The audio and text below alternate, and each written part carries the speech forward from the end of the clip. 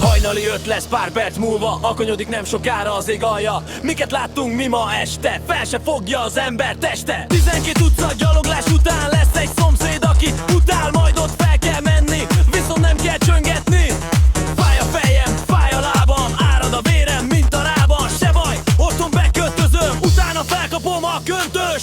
Véges hajnal a bulinak, ideje indulni otthonra, és szomorúan kimondom, hazafele megyek, ezt megmondom. Véges hajnal a bulinak, ideje indulni otthonra, és szomorúan kimondom, hazafele megyek, ezt megmondom.